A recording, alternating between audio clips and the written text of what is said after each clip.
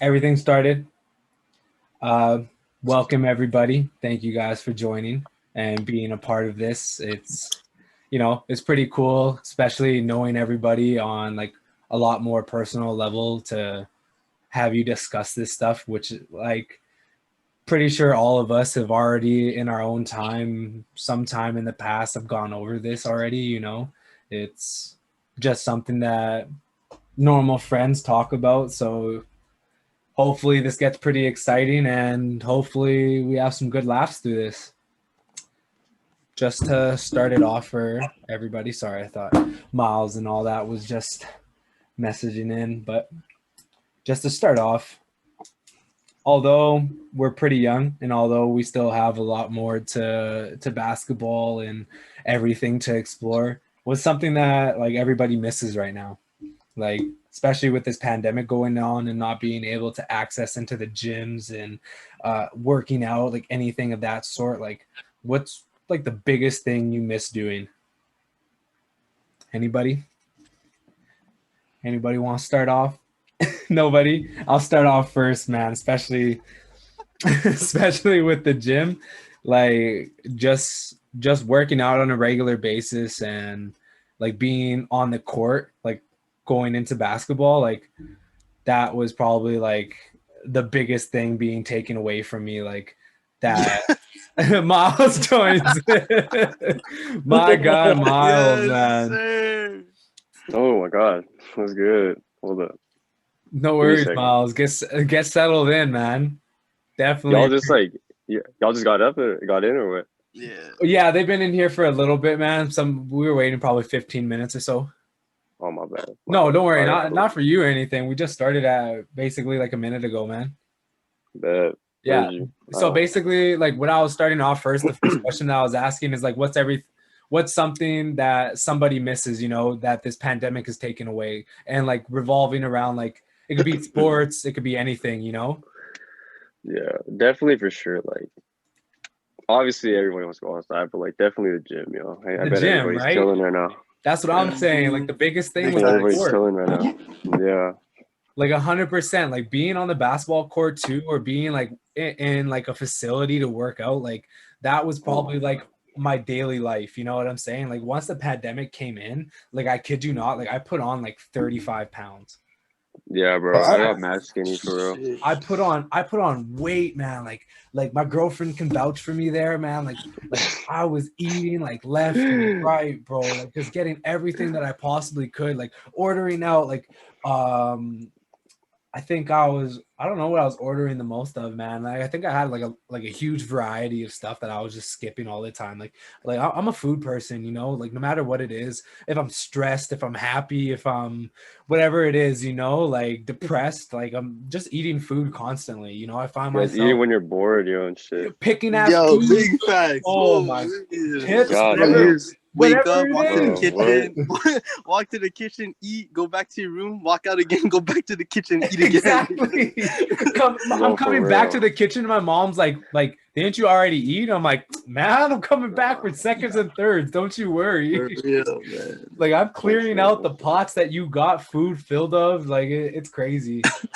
Yo, straight up. No, but seriously, yeah, like I feel like even just basketball in general, like not being able to like go to like an open gym and just shoot around and Mhm. just Damn, get my bro. mind off of shit, like that thing. Yo, Oh, once that got taken away, like I bro, found it's supposed to be myself PBA season. God damn. exactly like I found myself digging a hole for like depression, like man, like I was getting Yeah. so stressed. And even right now, like I still like luckily, like I said, like I purchased and invested into like some more like workout equipment, but not being able to play Same, basketball same. isn't the same though, like I Yeah. can do Yeah, this all bro. the time, but not being able to shoot hoops, not being able to Yeah, go bro. and play with friends or play competitively, like that took away everything from me. And like I said, like my girlfriend even knows, like when we're laying down, like man, I'm like shooting a basketball, like just working on my form. I'm spinning it when I'm watching. I just finished watching like a 3-season anime on basketball just because of how much I miss it. Like Damn, that's bro. how much I miss it. Like I'm ready to rewatch Coach Carter, and that's gonna make it worse. Although I'm gonna want No, to play it for even more. Yeah, like that was like a huge thing for me, man. And definitely that was Yeah, Like, physical activity, period, yo. yeah, Period. that was the Like, biggest yeah. takeaway that this whole pandemic caused. And like, I'm not gonna complain and sit there and be like, like open everything back up, but like I'm just hoping that this thing blows over soon enough, and whatever vaccines, whatever they're bringing out to ensure that like this is over with, and dealt with. Like, I can't wait for everything to open back up and give us the green light for it, because like I'm heading head first into everything, man. Yeah, I need it too. Fuck. Tired of this shit, yeah. Something we can all relate to here is we're all athletes. We all We're all play the hoop, sport of yeah, for sure. basketball.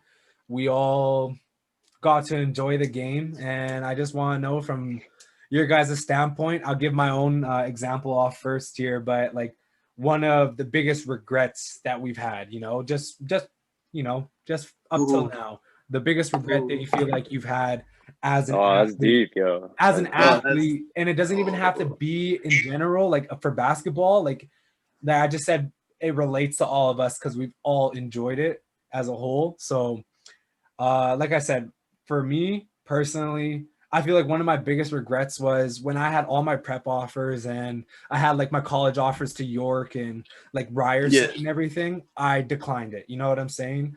Like at that time, I was focused on, and like I was with my ex-girlfriend at the time. You know what I'm saying? So I was with Yeah. a Yeah. partner at the time. And my mind was thinking like, oh man, I don't want to do this long distance thing. I second guessed Straight. myself. I had a big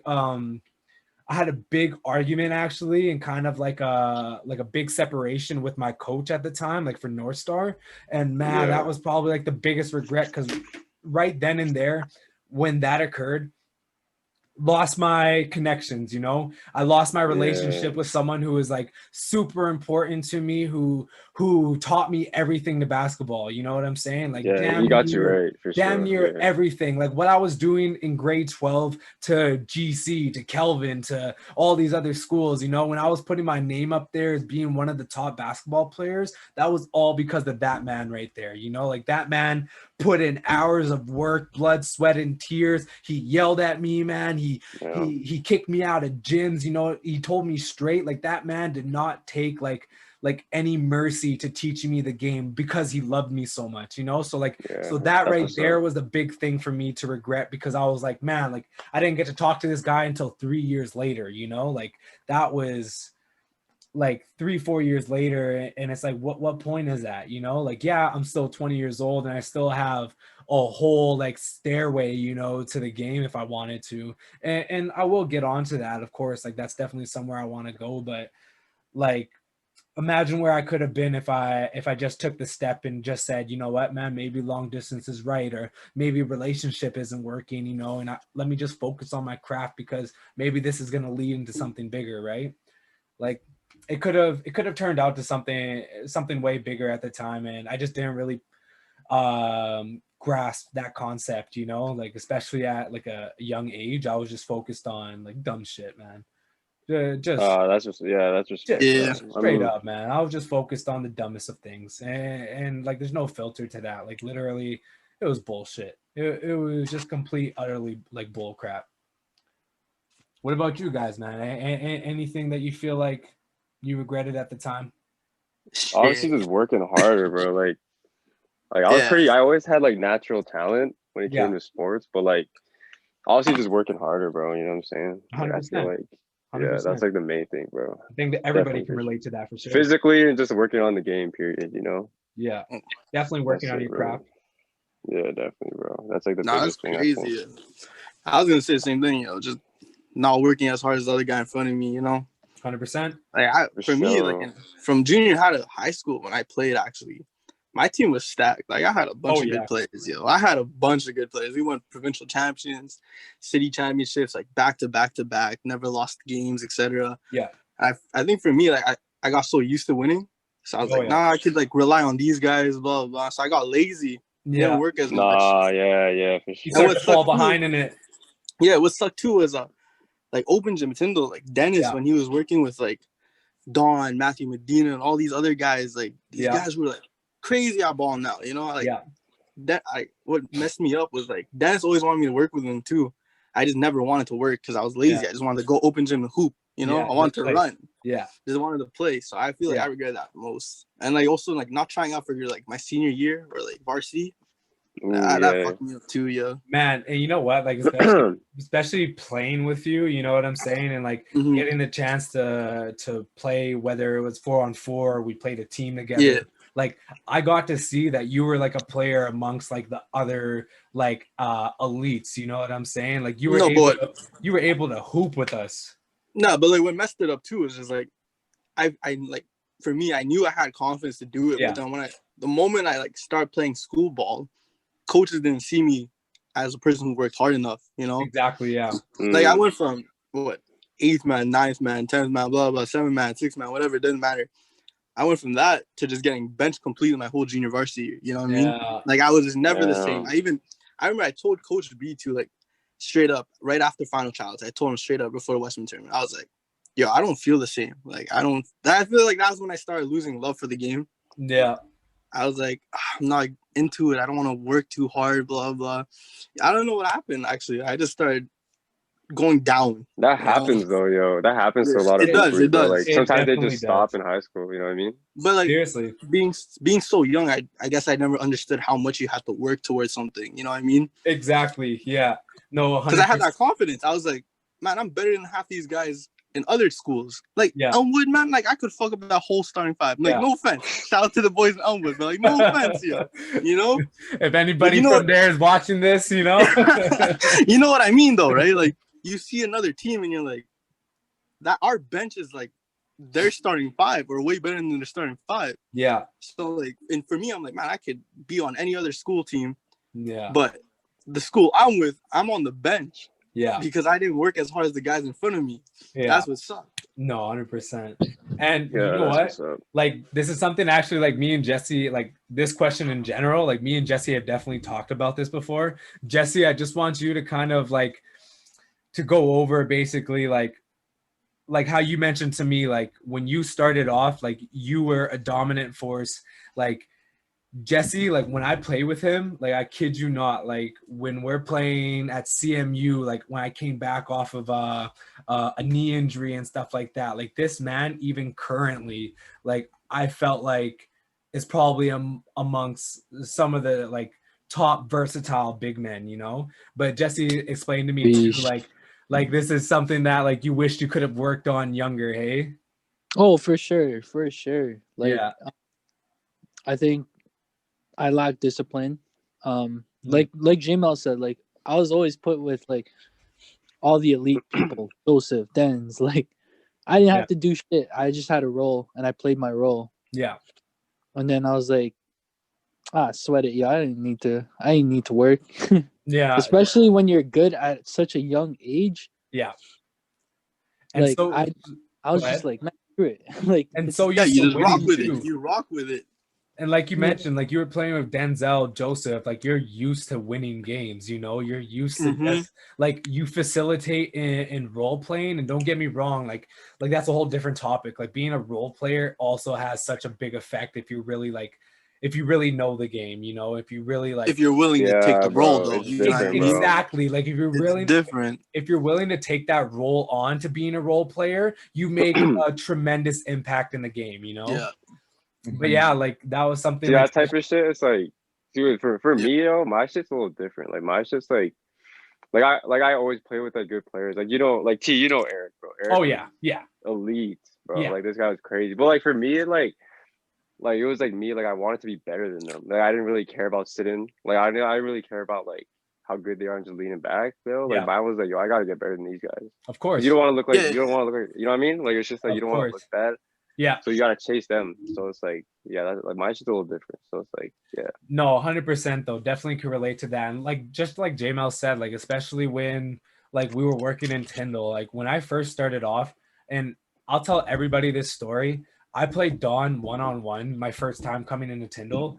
And that was the day where I like swore to myself, like, I'm going to be a completely different player, you know? And it's different with everybody else, you know, like everybody has their moment where it motivates them and encourages them to be a better player, whether it's getting their ass beat or seeing somebody drop 40 or watching hoop mixtapes, you know, everybody has a different thing that had an impact on them. Mine was playing Don Derritt at, I think I was like grade 9, grade 10.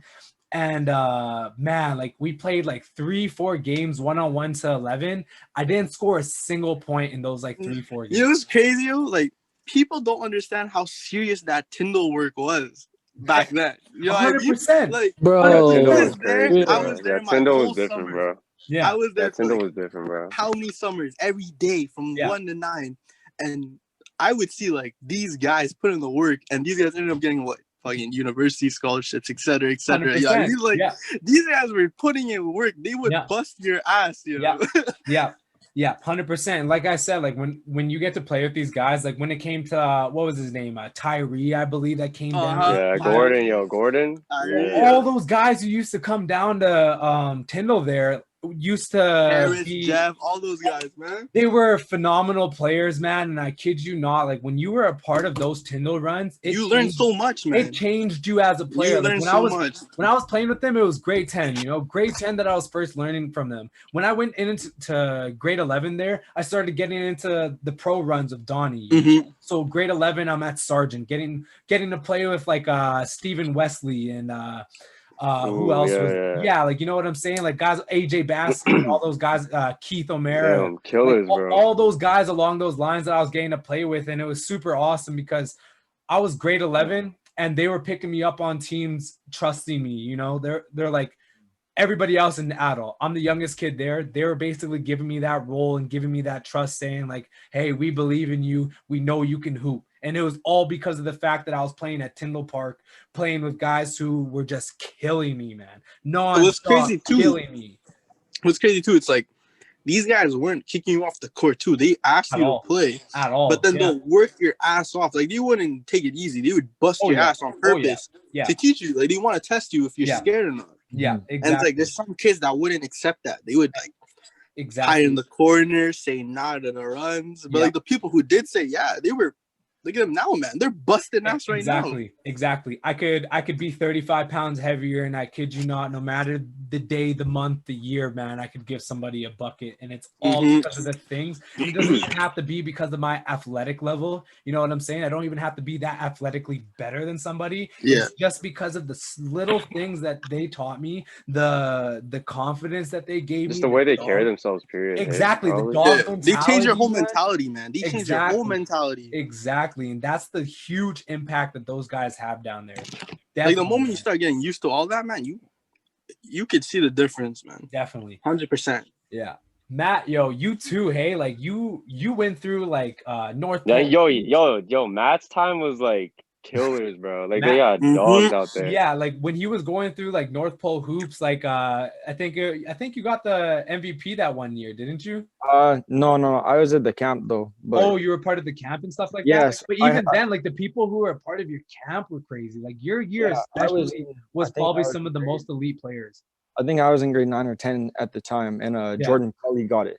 Oh yeah.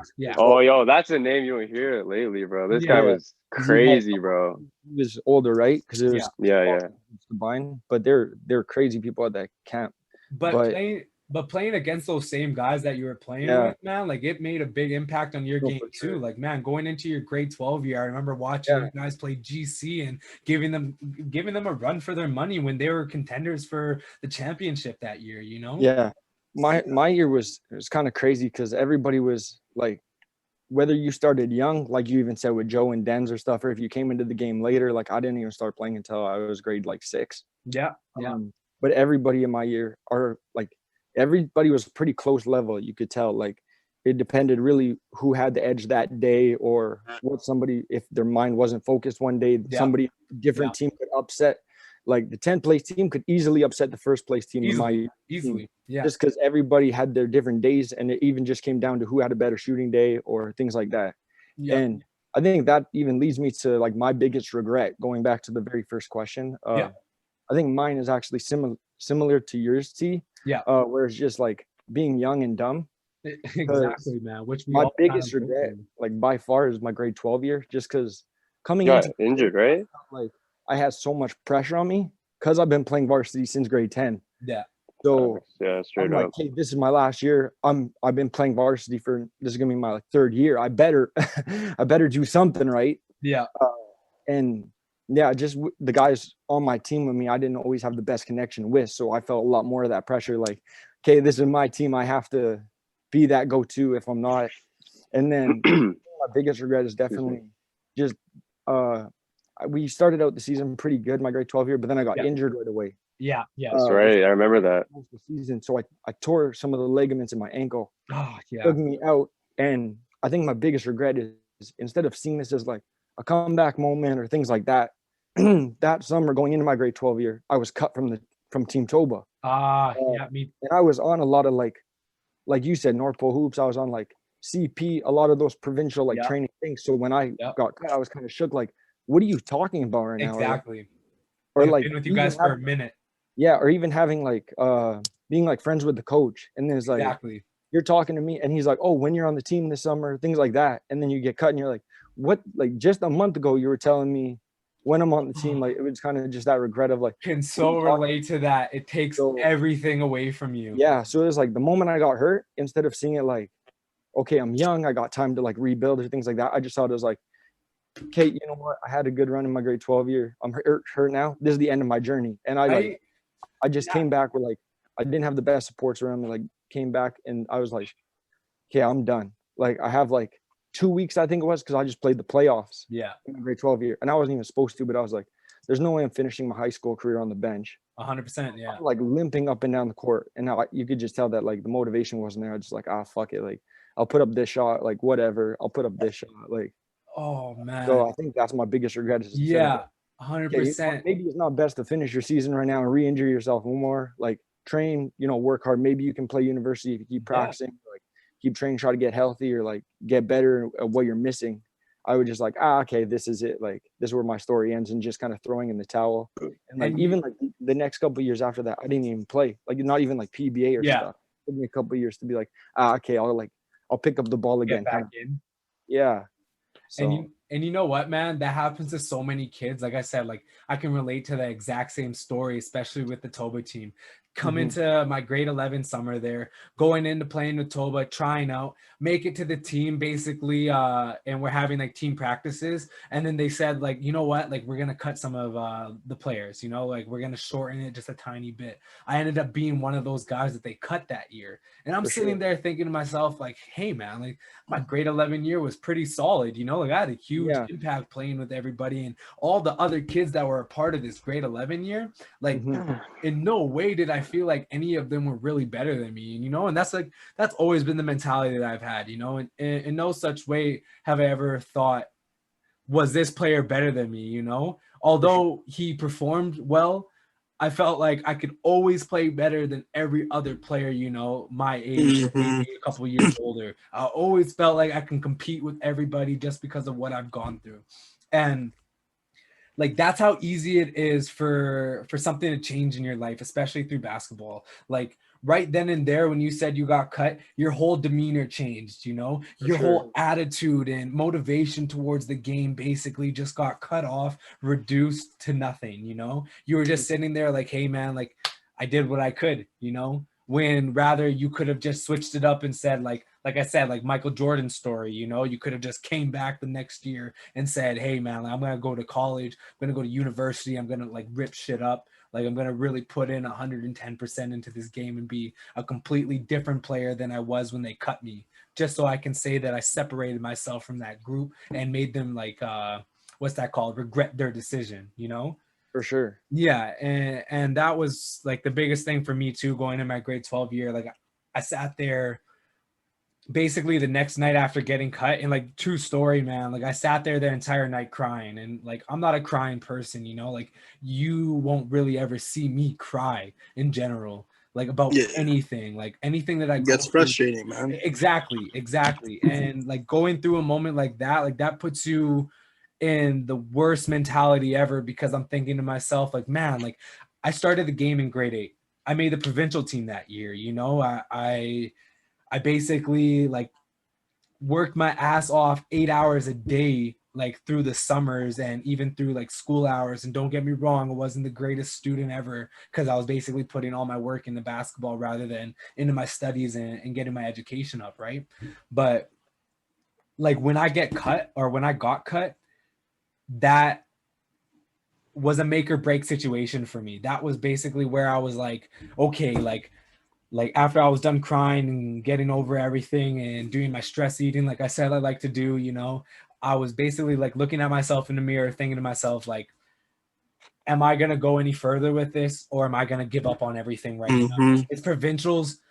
Is being a part of the provincial team super important to me? Does it really matter that much? Does being a part of this Manitoba provincial team mean that I'm not a good basketball player, that I'm not a good competitor, you know? Like, does it mean that I'm not able to do what I set my goals to, you know? Like, am I not able to achieve that stuff?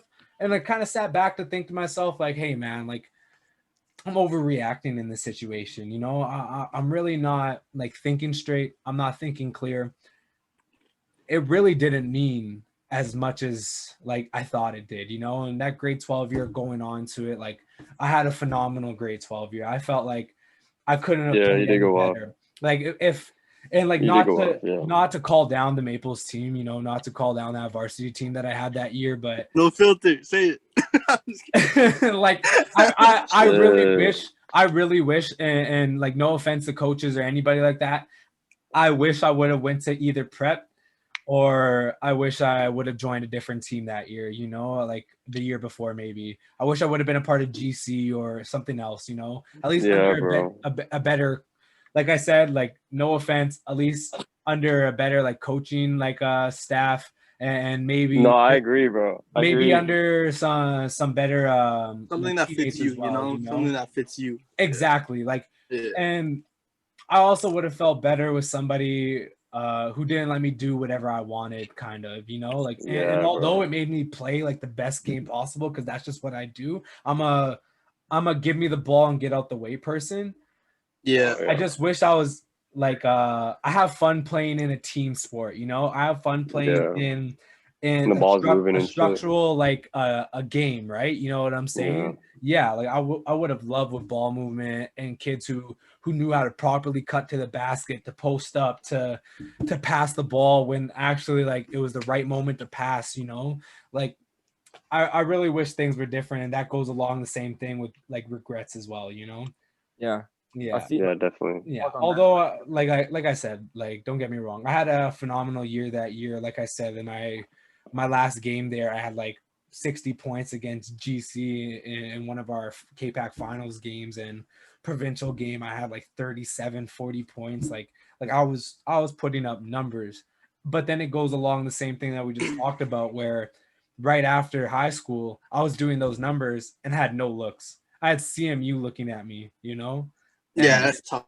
And that's what I'm saying. Once I got rid of my relationship, you know, once I got rid of my connections, the only school basically that was a slap in my face telling me about this is karma for the decisions you made, you know, especially like continuing forth with like being a dumbass, you know, being just making the wrong decisions, you know, exactly, heading down the wrong path. I had CMU looking at me after high school, and I was just thinking to myself, like, really? Like, I didn't have UW watched the game against me and Winkler. I think it was Winkler we played, and we played them in our Maples tournament, and yeah, I think it was Maples tournament. It was, I believe. But anyways, we played them in our Maples tournament. We beat them by 40. I had like 40 points on them. U of W coach was watching the game, man, and didn't even say nothing to me. Nothing at all. Ended up picking up a kid from the Winkler team, I believe. Yeah. Like sometimes it's like that though, but it's like sometimes like some coaches don't really even look at scoring, or some of them just look at like, that's what I'm saying. Like, and it sucks because of the team that I was playing with, all I could do is score because like when I'm passing off too, especially, and like don't get me wrong, like I love to be a facilitator, especially with that Maples team. I love making passes to the Twins. I love making passes to our shooters, you know, like definitely, especially if they were able to make the basket, you know what I'm saying? It makes you look better, but I'm making great passes, but nobody's finishing, and so nobody's really recognizing me being unreliable. Nobody's like noticing me being who I am, you know, noticing me being as a facilitator. And so basically it ruined everything. U of M too. They watched my provincial final. I remember they watched the game, my first round provincial game against GC. And I literally and I was showing everything. Like that was the game where I said, "Okay, like I'm gonna still go one-on-one, but I'm gonna show exactly everything that I could possibly do, you know? Like I'll show them like shooting threes. I'll show them getting like just simple crossover, like jump shots, mid-rangers. That was a good game. Man, like seriously, and I was showing post-ups too, and I was showing that I can facilitate, especially being a bigger guard that year. You know what I'm saying? Like I showed that I had that advantage on guys, you know? Like I'm 6'2", but I'm a bigger body. Like I showed that I can post up too, and I really had a good post, and like I was able to like head into the post or make them, you know, meet me out at the 3-point at the perimeter, and I was just showing how much I can facilitate. And Kirby, man, Kirby did me dirty that time, bro. Like literally he goes up and he's like, yeah, like loved watching the game.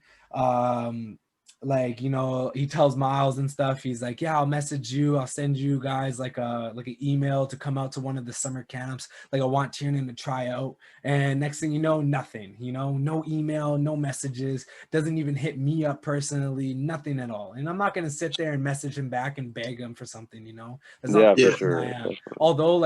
Although I need to put that pride aside, I'm not going to come and beg to you. I'm not going to beg for that chance for something if that's how, like, that's the type of person you are. I'm not going to sit there and be like, hey, give me this chance. I need this chance. I know you want me to ask for it, so here I am on my knees begging. Like, no way am I doing that. Like, I might as well just throw that chance out the window because I'm not going to be that person. Ain't no way I'm going to be that person. Yeah, you got to have some pride for yourself. Yeah, like what? You're going to act like you own me after that situation? Heck no. You know, I'm going to be me. I'm going to be true. If you want me to come and play that sport, you know, you want me to be that role player, you want me to be whoever, I'll come and do that. But I ain't no way am I going to come and beg for it, you know? Nah, that's respect. Yeah. And then, yeah. But it ends up working out for you anyways, man. Yeah, exactly. Question, bro. Question right here. Yo, who's the hardest player you have to guard in high school? Hardest player in high school? Yeah. I can tell you mine, bro. I got 2 boys. I got 3. Who do you got? Man, Torres McCoy. Torres? Yeah. Torres is a body. Torres McCoy. You're the most underrated player for real, though, was, what's that white boy's name on Oak Park? Nick Zorchik? Nick. Oh, lefty? Lefty, bro. Yeah, yo, he was like, he wasn't quick, but he was like mad strong. He was fundamentally good, though. You know what? I played him like during men's league, man, and he actually is like a super. Like even right now, like even though he's not playing anywhere else or anything, just him in general, just playing just for whatever, like a men's league game. Like man, he's a good player. Yeah, but yeah, like obviously E-Man, like E-Man was different, bro. Like you don't see players like him from here, so it's like him for sure. But yeah, Torres got to be number 1, bro. Yeah, like. This guy could get 30 on like 11 shots. Like it's like, bro, what? Very efficient player. Stupid athletic, yo. Yeah, bro. Oh man, it gotta be him, bro. Gotta be him. Sneaky bounce. At least for me. Yeah. Personally, I feel like probably like I'll give you a top 3. I feel like number 1 was, and like I said, like this is the cool thing about getting to play these players is because you get used to guarding them. You know what I'm saying? Yeah, for like sure. You get better from getting your ass beat, you know, you get better from getting beaten 100 times a game. It was cool because, and hold on, right before I go into that, let's welcome Cole into getting connected here. Cole, Cole got that late connection, but it's all good, man. Welcome in, Cole. Bro.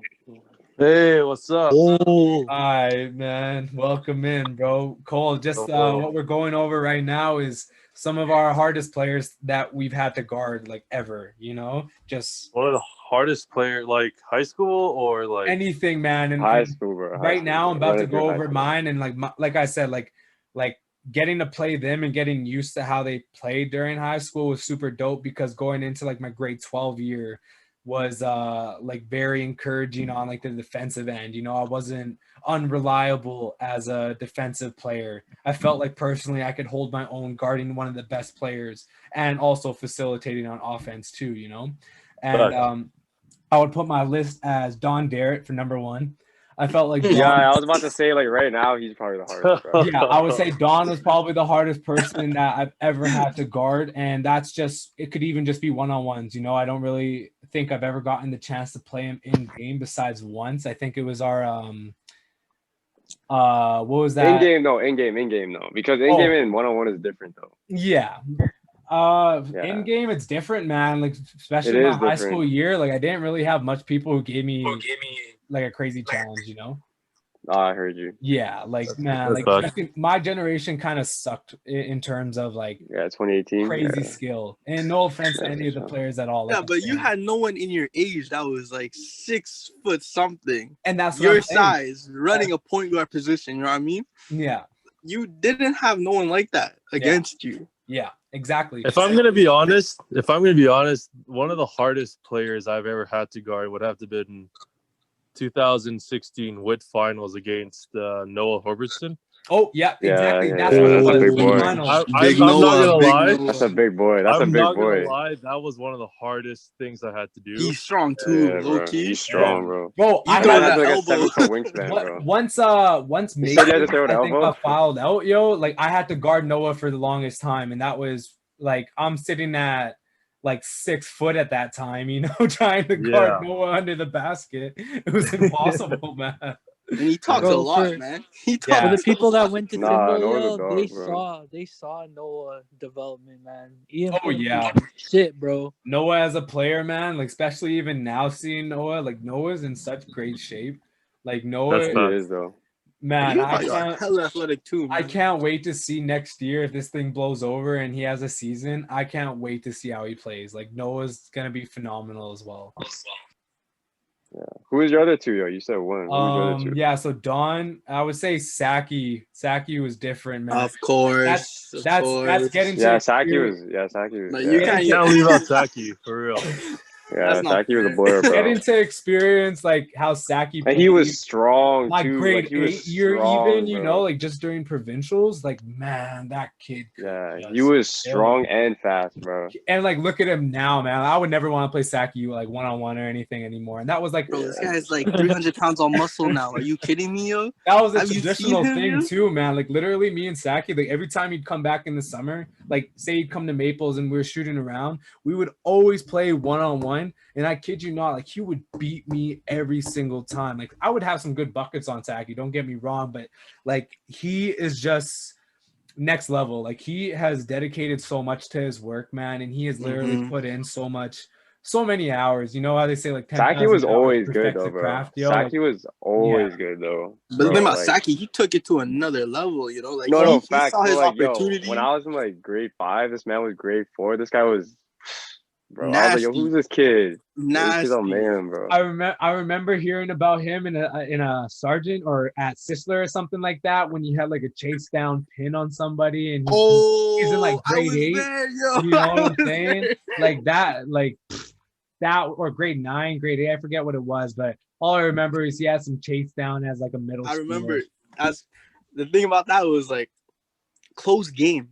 It was a close game, and Sargent was going for like a game-winning layup. I swear to God. And Saki came out of nowhere, yo, just pinned it, just like off the glass, and everybody was like, "No fucking way that just happened." You sent the game to overtime, and I was like, "Holy shit!" Yeah. Man. I think we still ended up losing that game though, in overtime, because Sargent was ranked number 2 that year, I think. Yeah. No, that like he is crazy, bro. Like him and Emmanuel too. Emmanuel would probably be. E-Man is like. That man was, oh my God, bro. When I was in grade 10, this guy was in grade 9. Bro, Western Classics guy threw down a dunk. I was like, yo, who's this kid? Like, shit, bro. Do you guys remember that Western you really Classic? Don't see. Go ahead. What? You don't really see players like him though from here, no, bro. Like not at all. He was like 6'7" with like a guard skills. Like I was like, yo, what? Like a real state person, you know what I mean? Yeah, exactly. You don't see that anymore. His grade 12 year was probably the only year that you really got to experience basketball at one of its highest levels, you know, especially with KE being the team that it was, with GC being a good team. Vincent Massey was producing out. It was competition everywhere. JT had a crazy build team as well. Yeah, JT. Of course. JT was bringing out monsters. Yeah, James got to be up there somewhere, bro. Like he was crazy too. Yo, you know what? On top of all these topics, let's switch it up. What's one of the most embarrassing moments that you felt like you've had in basketball, especially? So I got 2, bro. There's too many, bro. There's too many, bro. There's too many. Every time, man. Actually, you know what? don't know. Because it happens, yo. It's just part of the game, right? So it's It like, happens. fuck, Yeah. right? Yeah. It There's catches too many you, for me, sneaks bro. up on you, man. Yo, it does though, for real. Most embarrassing or just like fuck, bro. Yeah, man, just something that you felt like, oh man, like as if like it could be like getting broken in front of somebody, or you know what I'm saying? Easy. Getting subbed Oh, in, I got getting broken in subbed out Edmonton, right bro. after. In Edmonton, bro. We went on a, oh, yo, getting that subbed sucks, in, getting bro. subbed That out right sucks. after because your star player needed a fucking It's like, oh, I 2-minute put in the break. wrong person, yo. wrong It's like, oh, I put in the wrong guy. Like, I put in the wrong guy, or you yo. tucked in your jersey when you went at the table. That's so bad, man. That's tough, bro. I'd be like, what? I just take my shoes off, bro. For real. To give your star player a Like, yo, I ain't 2-minute getting break, in. yo, just to catch his breath, man.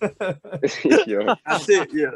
Okay, You hold touch the on. ball once, pass the ball again, yo. That's it. Bro, I wouldn't even put my shoes back on for real if that happened to me. Okay, let's see this one real quick. Miles, what's one that you What's got? good, bro? Embarrassing moment, bro? Yeah. Shit. Yo, when I was in Edmonton, grade 11. Yeah. Yo, ask Eric and Mike. They'll tell you. Like, everybody might. Bro, I got broken in front of a packed crowd, bro. Oh, you got Some dude broken? took my ankles. Yeah, he took my ankles, bro. Man, good thing it was in Edmonton, yo. You're fine, yo. Yeah. Exactly. You're not yo. coming back hearing about it, man. It's just Edmonton, happening there, man. and that's that. Yeah, That doesn't count, yo. No one knows Yo, you're in let me tell Edmonton. you though. This is a packed house though. Like Yeah. sitting on the ground, packed house. Yeah. You get clowned, yo. It's like, oh shit. This Yeah. guy took my shit right now. So yeah, that was probably the most embarrassing part, bro. For sure. No, 100%. What about you, Matthew? You got anything? Yeah, okay, mine's super bad, and it tore me down my whole year. Oh,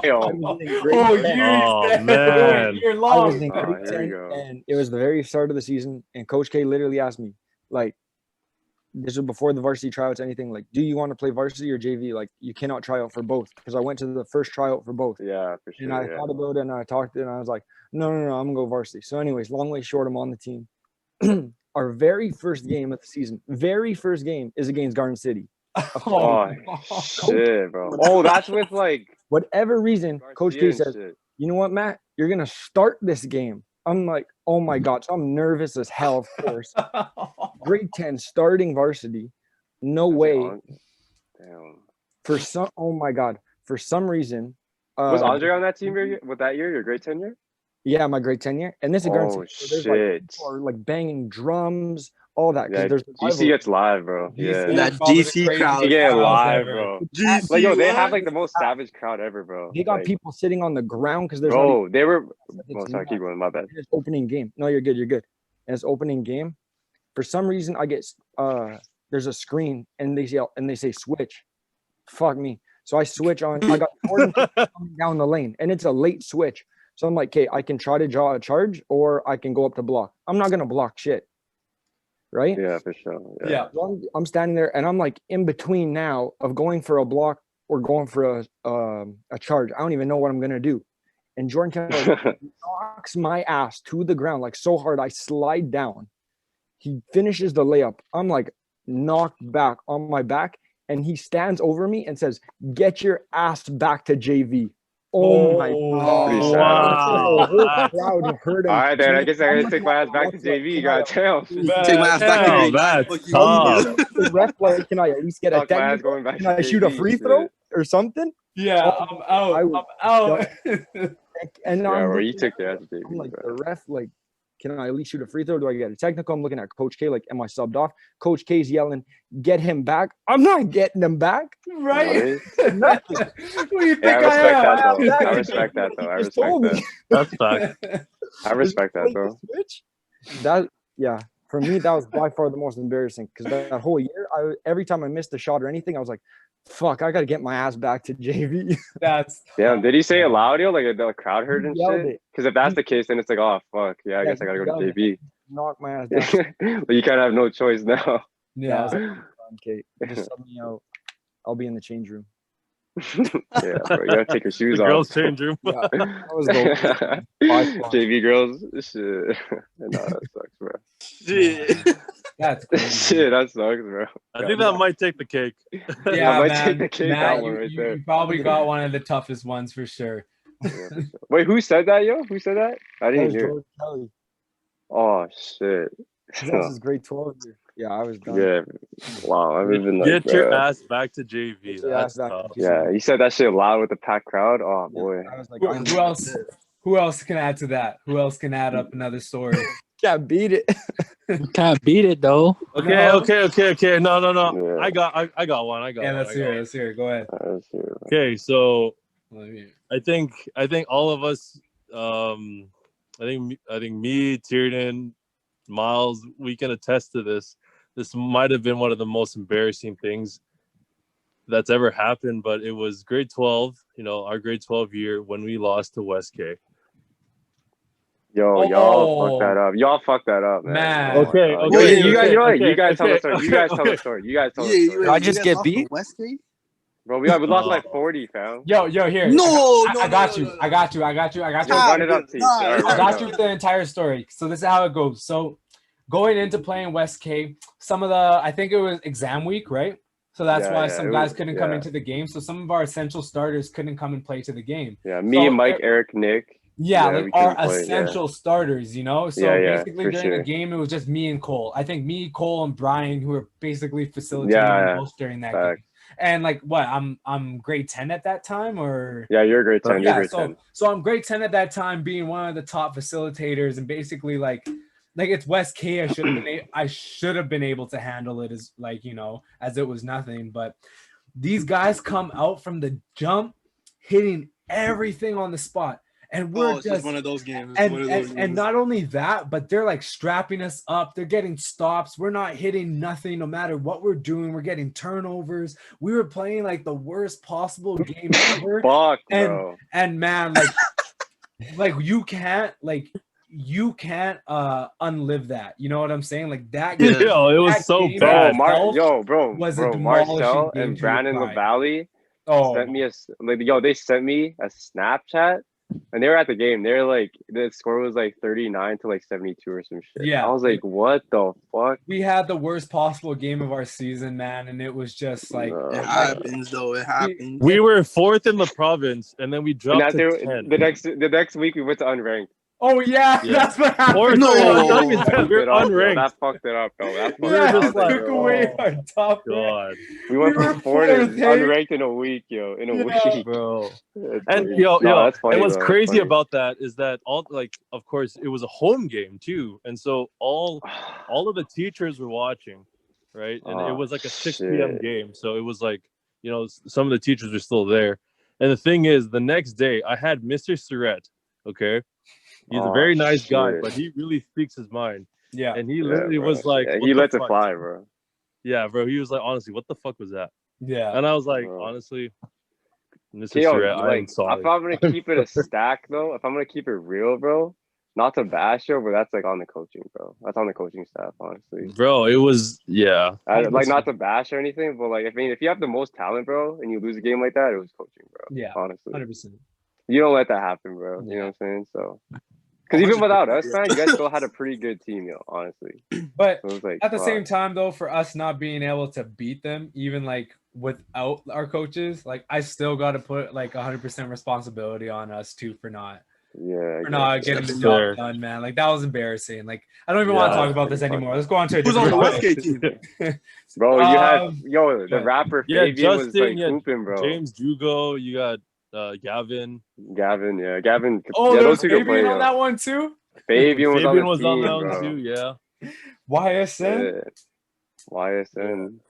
And then you had that bigger guy. I forgot his name. Not bad. What's his name? Their center? Yeah. What's his name? Oh, wait, T. Question for you, yo. Wait, hold up. Oh, wait, question for everybody, I guess. Yo, who is the hardest to score on? Oh, the most straps? Yeah, for sure. Well, that's a good question too. I wouldn't say because that's underrated here, bro. Like everybody, if you have good offense here, everybody thinks you have superpower, but like defense is like very underrated here. Yeah, I wouldn't say so. I'm gonna go off my grade 12 year. I wouldn't say there was like a person in general, but I want to say that Vincent Massey played their best against me. Vincent Massey knew exactly how to trapped you, bro. They knew how to like shut me down. They knew every play that was coming. Like literally when we were calling horns, whatever it was, they knew exactly what was going down. They knew what horns reversed. They knew everything, man. Like every play, they studied every game. So their coaching over there is crazy though, bro. Yeah, so like I gotta give props. I gotta give props to Vincent Massey in a whole as a team for stopping me, because literally they couldn't have played me any better. They held me to like 20 points. We lost. Like I don't. And just 20 points. Yeah, this guy just said just 20 points. He said just 20 points. Hey, just said relax here. You know, relax. That's crazy.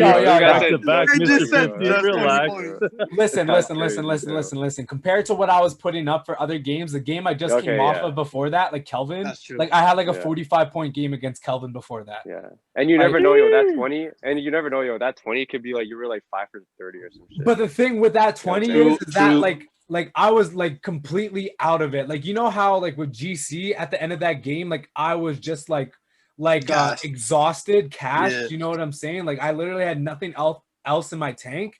Man, that's the game against Vincent Massey. Like that's what they made me work for. They made me work for that 20 points, like GC did with that 60. You know? Oh yeah, that makes like sense. So in comparison, like literally, that's at a 60 piece. That's crazy. Yo, sure, relax, Damian Lillard. You said that on the low too. That was the past life. I can never drop 60 again in my life, man. Who knows? Man, I had 60 in open gym one time. That was crazy. I remember that day, yo. Man. Crazy. No, but kayak. Oh man, that's a vibe, bro. Kayak was different. Kayak is a vibe. They gotta bring that back for sure. Yeah, but for sure, like Vincent Massey was phenomenal with their coaching staff too, and just knowing exactly how to. And especially if I couldn't give it off to like anybody else, there really wasn't any other way to play me. You know, like sending the doubles was the best way to go, because like Kim wasn't really facilitating well. Keisha wasn't really not like, you know what I'm saying? Like it was hard. No, I heard you. It was hard for him to really do anything, because his best like thing to do was spot up and shoot. And like I'm not saying that he wasn't able to do anything else than that. I'm just saying that he I think Keisha really perfected that. You know what I'm saying? I think being a spot up shooter was probably one of the best things that Keisha worked on like during his high school career, because in grade 12 that came so much in handy. You know what I'm saying? That's facts. He had he had those essential shots that came in at late games where I was like, thank goodness, you know, he was able to make something. Like, thank goodness that like since I'm getting doubled, or if I'm getting like exhausted, I have someone else I can rely on. Like he was definitely a big help in like key moments like that. But yeah, Vincent Massey for me. What about you guys? Man, gotta be Marcel, bro. Rudy Wells. Oh man, you can't forget about Marcel. You know, like that's like my brother, right? But like, he has that switch in his head, like he turns into like the craziest competitor, bro. Like I don't know if you guys like ever played against him. Well, like for sure him, and gotta be Kyle Silva too. I don't know if you guys know what that is, but no. Kyle Silva? Kyle Silva. Oh, Kyle Silva. Yes. When he was still hooping. Wasn't he known for? Bro, he had best defender too. Bro. Yeah, he was the best defender in his grad class. I think. Yeah, that's what they said at least. Yeah, 100%. Believe it. For sure, bro. Yeah, definitely him. Gotta be him. So, how about anybody? Matt. How about Matt? Matt had like his graduating class was crazy, bro. Yeah, I think like one of them that I can remember is definitely like kind of going off what T's saying, like team wise. I remember my grade 11 year, like Garden City, most all of my points that year. When I was in grade 11. That's a crazy ass team too. Well, that team was crazy. That team was nuts, Malik, bro. Malik was super fast. Tynan. You had Malik. You had like Ryan Hawley on the wing. But the worst part was you get past the fast guards like JL and stuff. You had Tynan waiting for you in the paint. He's a very underrated player. Like I feel like people forget how good he was, bro. At that time he was around even in the air, and at the same time, like you guys are saying, you got Malik and stuff dropping down on the drive. Yeah, bro. It's all situational, man. And that's another team that I got to give props to as well, because like I said, even during that K-Pac final game, like man, like I I have a scar on my calf still from that game when I cut open my calf a little bit just from being completely exhausted. Like the second that I beat, like I believe it was Chris or Justin who was guarding me most of the game, right? And like every time I would beat Chris, next thing you know, you would have young Penner like switching up, you know, or you'd have helper. Like they knew how to properly help the helper and transition their defense and move as a good rotation. A good rotation as a whole unit, you know, and like just playing against them was probably the most like I never got to play against guys like I said, I never got to play against like a Tynan Reyes or a Malik or anything like that. There was nobody really like that other than Vincent Massey, which had Filowich, Kyler, right? And all them boys, yeah. So that was the only like big team that I got to play against. But sorry. But yeah, just DC in general, man. Like you really gotta like take your hats off to them and give them props. Yo, if we're talking team defense, bro, all time, I think it got to be that. When I was in grade 11, that Oak Park team was ridiculous, bro. Was that with Roger? Yeah. Roger. That was with Roger and Will. Roger and Will Wyatt. was scary. Wow, Wyatt on the wing, and after you had Nick and Will up top.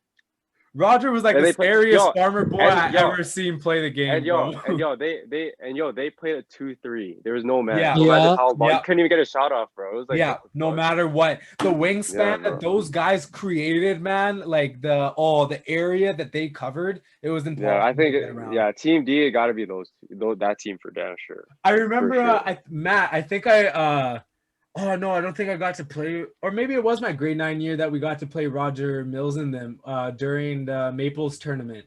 I think so. Yeah, the Maples Oak Park tournament. Yes, yeah. Right? You were playing with us.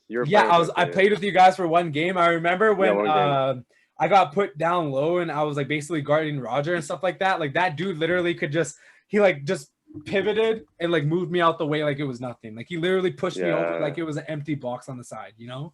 Yeah, bro. Like, bro, their wings were like, it was like 6'10", 6'10", 6'7". Yeah. What the fuck? And they could all move. So it's like, oh shit. And props to Kohler, man. Like Kohler went on he moved into Carleton, right? Yeah, that's like basically a D1 school. Like easily. That's amazing. Good for him. Yeah, bro. Yeah, playing with D1, bro. And especially his provincial year 2 that he played in, man. Like I remember I think it was my grade 8 year as well for his last year in provincials. And man, he was so good. You know, yeah, he was tough, he played with Torres. He played with who's the other point guard? Ziwa. Exactly. Kieran. Yeah, Kieran. Yeah, played with all of them, man. With Roger, like same team basically, and like. Yeah, man, like Kohler really facilitated well, and I didn't think that he was going to be anything good. Like when you first take a look at him, yeah, he's tall, but you don't expect him to be as well as a player as he was during that provincial finals. Like they ended up winning gold that year, and yeah, man, he went on getting an offer from Carleton, even if it was you know academics as well. He was a phenomenal player, man. Like he was tough, bro. That team was crazy. Even that team with like E-Man and Darm and shit, that KE when I was grade 11, KE was crazy, bro. That team was killer. Yo, they had Darm, Karen G, Raj, E-Man. Like, that team. David off the bench. I was scared of that team for sure. David Magugu on the bench. That's crazy. Off the bench. Off the bench. Yeah, David, E-Man. Because who was the other guy that was Backboard Touch? Yeah, him. Yeah.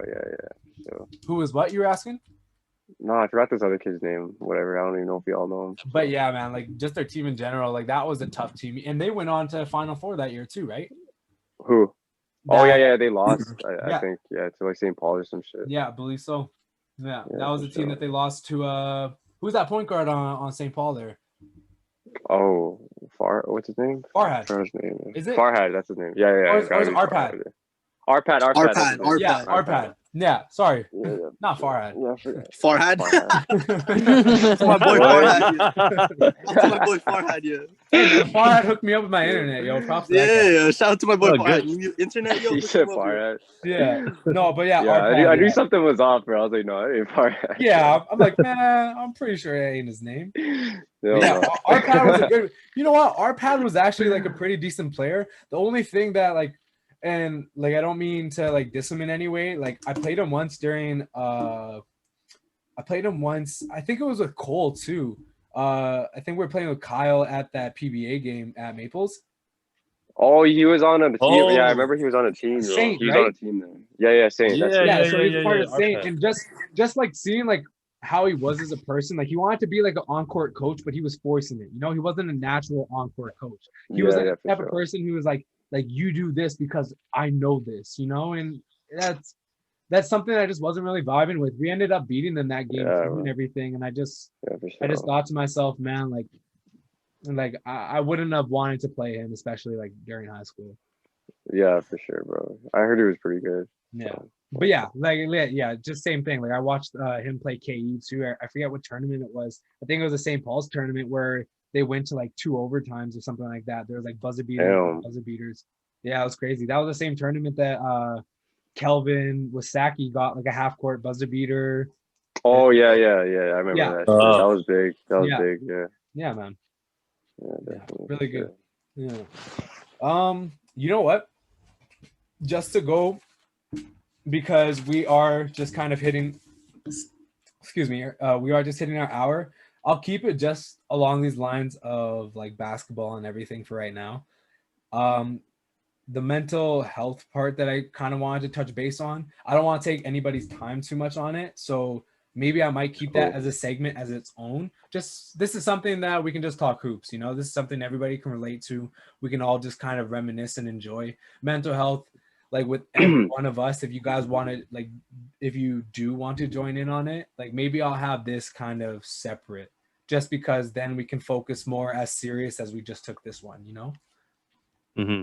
Yeah, if that makes sense to everybody. Just because, that's straight, yeah. Like I said, like I took an hour of everybody's time so far. So you know what, like we could honestly just polish it up from right there, and that was pretty good so far. You know, like I really appreciate everybody like joining in, like I said before, and this was super good. I feel like this was a really efficient podcast for a warm up. You know. Yeah, for sure. Yeah, man. Like. Yeah, this was great, man. It's you know what, it's so nice just to go back and think and just kind of to recollect those memories, you know, because they're like I could even, like I said, like just mentioning like Tyndall. I remember like especially hanging out like J-Mel. Me and J-Mel. Those are the days, yeah. Me and J-Mel spent so much time at Tyndall, and like I said, like we all, like everybody here, I spent time at one point or another with basketball. Like that's how our relationship started. Working, yeah. Yeah, like with J-Mel, like Tyndall was days where I was getting initiated into like the Tyndall crew and stuff like that, and I was like brand new to the game, you know. Like with Miles and Cole, like coming into Maples, just like hearing about you guys and just kind of balling out and just kind of getting like on a friend basis with you guys just started to happen out of nowhere, you know. Not until like I think my grade 11 year maybe, or grade 10 year, sorry. Grade 10, yeah. Yeah, sure. Like 10, so like, and Matt too. Like look at Matt, man. Like Matt basically went from like we were playing ball together, like especially like my grade 9, I got to play like a couple of games with Matt, and then like from then like Matt became like a mentor to me, you know. Like Matt and a guy like Chris Benavides. Chris, that's another player. Those two, and you know what? Like when we talk about defending somebody, like Chris is tough to guard. Yo. Yeah, he's tough, bro. Yeah, insanely. But yeah, like Matt went on to mentoring me and everything, and like I remember, oh man, I remember we used to go to like GC outdoor court. He used to take me for some sessions. Stuff, just out super late. Yeah. And like, man, like even going from that, like Jesse as well, like me and Jesse didn't like really connect until like just the last year, I think. After last year too. Shit, straight after high school. And it was just something where I just started talking to him and Drew, and that became a relationship of its own. And Jesse played such a big role in me coming back into basketball, you know, like when I quit for like, I think I quit for like 4 months, and that's when I really focused on like more like just myself and like just changing like how I looked, because obviously after high school I gave up like the whole body image. I gave up the whole like being athletic and whatnot. And I remember, like Jesse basically just came around, started just, I got him a YMCA membership and everything, spent days on, you know, just hours and hours of getting in work with me, man. And like I said, like basketball connects everybody in one way or another, you know, and it's just such kind of like a cool concept to see like how it does that and how small this world is. Yeah, I started hooping with you again since you joined Concord. That's just weird too. Exactly. Yeah, exactly. So when I think about it, I'm like, man, I haven't hooped with you ever since Concord. Like, since you joined Congo, that's when I started hooping with you more again. Exactly. Yeah. So like before that was like probably like 3 years, you know, of separation since then, you know? Yeah. Like it's crazy. Yeah, for me after high school, I was done ball. I was like, man, I was done ball in grade 11. You know what I mean? Like, I feel hell that. no, bro. You weren't Yeah. done. Yo, you was playing that 2K, bro. 2K. Of course, bust anybody's ass. Fucking I think we can all relate to that, man. 2K was Run it up, there yeah. for all of us. Nah, but like, yeah, right after grade 11, I was like, nah, I don't want to hoop anymore. I'm just doing it for fun, man. No, for sure, man. Until after, it's weird. Like 3 years after high school, I'm like, fuck it, let's play again. It's weird. You always come back to it. Yeah, seriously. Yeah, for sure. No, you really no do. matter how long. Like literally right now, like I said, like I just found like my love for it again. And even though like I can't play basketball right now, like I can't. Bro, I need a hoop right now. Like I can't wait. You know, Yeah, like I'm hitting this bike like say after this, you know, every night now I'm hitting it for an hour. Like I got like a whole kind of like regimen that I'm trying to follow. And like now I want to start getting mornings in like I used to for basketball. And like man, the second that gym opens up, like I am not taking it for granted, you know? Like I am literally going to the gym every single day. Yeah, I'm gonna be a gym whore for sure. Oh man, spending every single hour, second, minute, no matter what it is, man, of my time that I have free inside the basketball gym, you know, or even just working out in general in a facility, like I mentioned. Yeah, this pandemic shit fucked it up, 100%. Exactly. No, you know, I think what messed it up even more is like before this lockdown happened, we were all in the gym. Like we had those runs at was that IWC or some shit? Yeah. We were at IWC every week. Yeah. Until this thing happened, it sucked because like we were just like getting back into hooping, getting our groove back, and then out of nowhere it's lockdown again. You're like, fuck, I'm gonna lose everything again.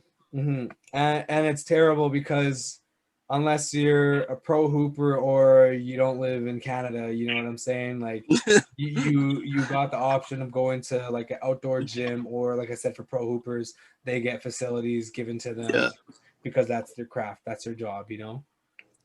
Yeah, and like kids in America and stuff like that basically got a gym open to them 24/7. They can go to outdoor courts. They have their own courts. Some of these rich kids I see, you know, like it's crazy. That's facts.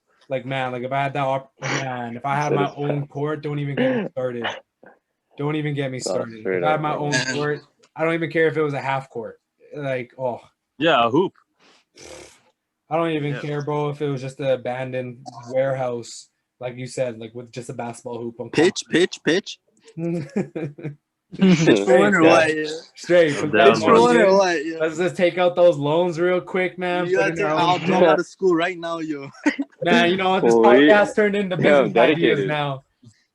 Yo, I'm just saying, if someone opened a warehouse hoop, like a court, and you charge like a little bit of fee just to get in or rental, like $10. That thing's gonna last a while. I'm just saying. That's what I'm saying. $10? That's not bad. I would do that. Hey man. Yeah, imagine spending $10 and you get L's all day. Oh man. Every game, bro, just every L. You just spent 100 in the last 10 days and you haven't got a single dub.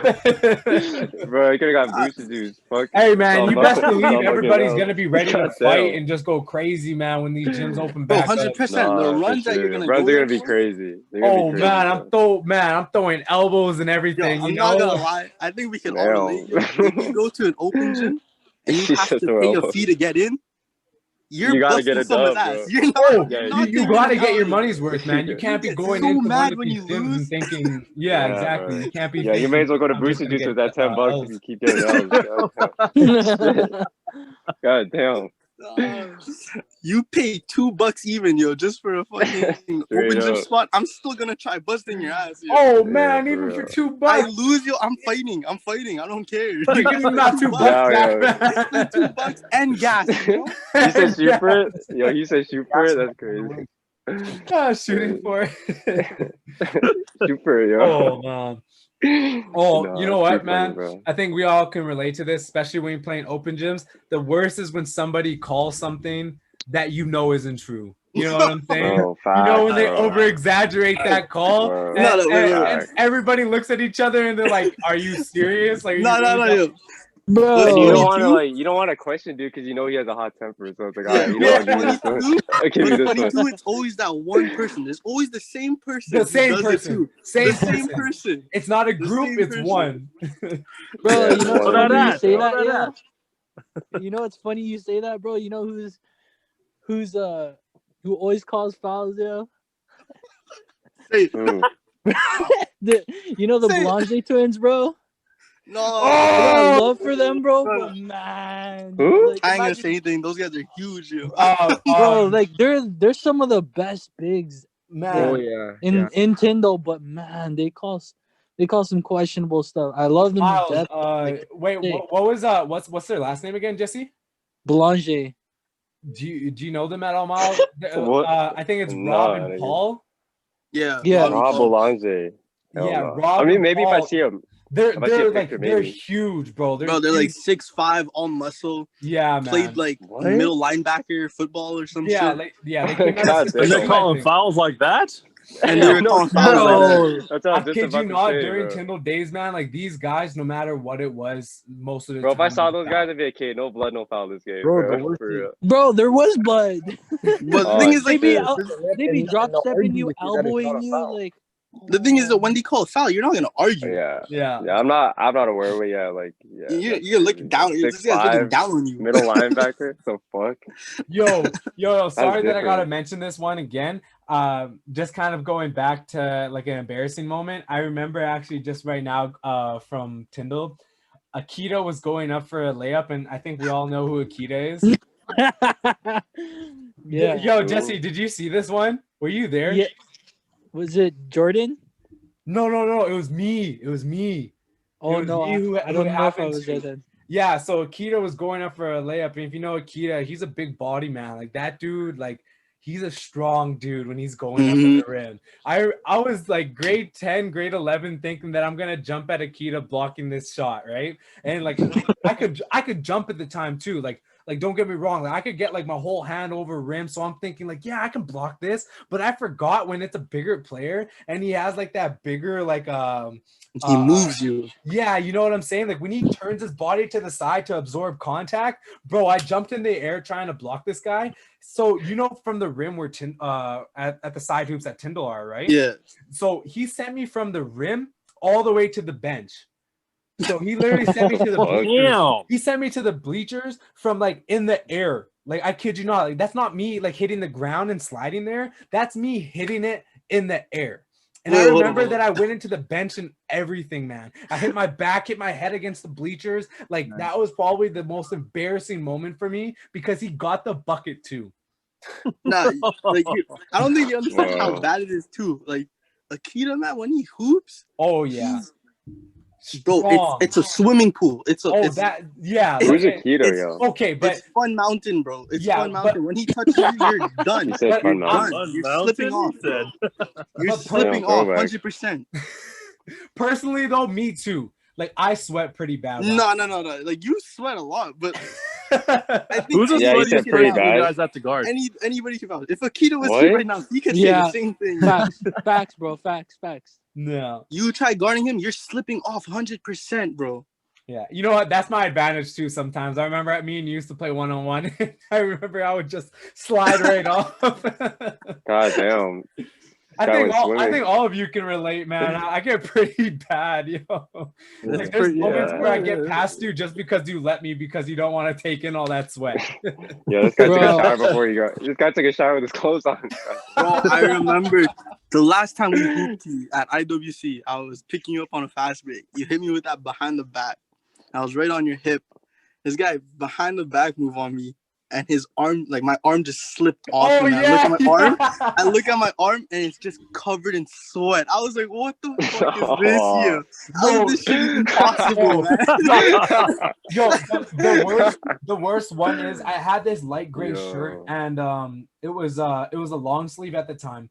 And I remember I was playing, I think it was Justin or another one of my friends that we were playing, but my whole like light gray shirt turned dark gray and it was completely like soaked. I remember Justin kind of had like a lighter color shirt as well. I think it may have been like a light blue, something along those lines. But anyways, I go into Justin, body contact in the air. all I see after is like the whole side of his like shirt was all dark. Like, yo, that's nasty, bro. Like all that's gross. Yeah, like, that's nasty. Like, I don't understand, man. Like how? Bro, yeah, you know bro. what, man? He dumped the water ball on his head. It's literally, I kid you not, it's literally something that I have to like get like a Botox thing for, actually. Like the reason why that I like sweat so excessively is just like some condition that I have. Oh no shit. Yeah, it's crazy. Yeah. Like literally, I didn't find this out until literally. Now you make this bad for you. Yeah, I'm sad, yo. I don't want to laugh anymore. Yo. I'm sorry, bro. That's a good thing. That part, man. What the fuck? I got a real condition. Hey, hold on. I got a question. for everybody. Yeah. Who's the most underrated player you think that can hoop? Yeah, that's that can hoop. Yo, honestly, like, I got a couple. I got a couple. So probably like me. Like, okay, all right, man. No, I'm sorry, bro. You want to go first? Actually, you go first. I want to hear you. Okay, cool. Go first. I got Matthew Medina. I was about to say him too. Respect. Put some respect on that. Matt Medina. Some respect on Medina, bro. He was nuts. Yeah, Medina was pretty tough, yo. I don't think people remember how tough Matthew was. At like all. grade 9 year, grade 8 year, grade 10 year, you know? Yo, like grade 8, bro. When he was actually the dog, yo, this guy gave us 40 in the provincial final. Yeah. He's nice. That's crazy. Yeah, bro. I gotta give all respects to Matt, man. Matt was literally. Nah, for sure. I remember I actually just played him. Jama, wasn't it with you that we went to like just that one school where we just ended up playing 1-on-1s? Oh, my open gym, yeah, exactly. Yeah, I remember playing him there, and he bust every single one of us. And that's what I'm saying. Like even then, you know what I'm saying? Like he's still a good player. Like, no, the thing about Matthew is like I played against this guy like when I was younger and every time, and I was like, I feel like I know how to guard him. But even then, this guy is like shooting over you, and he got bigger too, which is harder. Like he's stronger now, so he's pushing you too, and it's like, holy fuck, man, this guy's different. He's different. Straight. Yeah, I think like the thing about him that like obviously like he started not to stride anymore. It's like every Filipino happens, man. People get taller, yo, and after exactly. Like, that's the thing, yo. No, you know who's a really underrated player for me? Or I have two, but like one person that should always be in the topic with like Daniel and Emmanuel. Well, I can't. I might over exaggerate. Yeah, I might over exaggerate. That's a little crazy right there. I might over exaggerate. But he's like one level lower. Lamar. Oh yeah. Oh yeah. He was Lamar, you know what? You know what? People forget how good that kid was, man. Nah, he was good, yo. This guy played in Texas too. Like, come on, man. Yeah. Bro, and you know what? I have to say this, that I feel like Lamar was probably like one of the most what is that called, like polished players, even during like my grade 8 at a young age. With provincials. I remember like, YMCA's, everything like that. Like man, like Lamar could play the game. Lamar had probably the fastest first step that I know of. Like, and I'm sorry to take that from like Saki is a quick player, but Lamar's first step, just his handle in general, was easily one. And he's tall, bro. He's hella tall. Yeah, he's like 6'5" or some shit. Yeah, man. This guy was windmilling, man. He was. Yeah, he was there. We gotta give a quick shout out to Jay joining in. Who? Coach Jay, man. Coach Jay, Lions Coach Jay. Yo, another one. I think Tina. I think you could say something too. Yeah. Andrew Lee. Yo, yeah, he's good. Andrew Lee was probably the most. I like his game. The most like all around. Kid, right? Like he was the smartest player ever. Bro, I'm gonna say this right now. When he was on like our Sisler and like Stanley team, he was always like 6-man starting and everything. And when the year he left, JV year, 100% our bench went to shit. I'm not even joking. We didn't have that one person that could keep up with the starters. He was that one person that connected starters to the bench. And this guy was like so smart. Like, I don't know, man. He was something else. People don't know about him that much. But I feel like what blew him up even more is when he played with that JT team that won that provincials. 100%. He was 6-man that year too. Yeah, like 100%. He was playing, man. That was actually like one of the smartest decisions that he could have made, going to JT. He's smart, yeah. Like I said, like, and like you mentioned too, like how smart he was, like the IQ that Andrew had, like he was easily comparison to like you know, like the Nashes and whatnot. Like, no, like seriously, like Andrew. No, I remember that. Yeah, yeah. He Andrew had like an eagle like eye a pure when it point came to the game. Exactly. Yeah, He was a pure point that could score whenever he wants. Yeah. Yo, T, I think didn't he have like? I think he had like 19 assists against you guys. I swear. No. At the Piper Classic, yo. Yeah, I swear. No, 19 assists. That's when Ricky had like 65. Yeah. Oh yeah. I could believe it. Yeah. 65. Yeah. Oh yeah, bro. Search it up. Yeah. Say word. You'll find it. You'll find it. Ricky had like 65 and you know what? I was like, what? I remember we played Ricky too at Maples, and we ended up shutting him down for like 12 points. And that was one of his years where he was putting up like 45 40s, you know, yeah, like 45s and shit. Yeah, that was definitely Andrew liked to pass, I think. I have to give him props, because you know what, he never was the player to like break your ankles down or anything, but he was just a pure bucket. Ricky, yeah, Ricky was clean with it. Ricky was clean with it.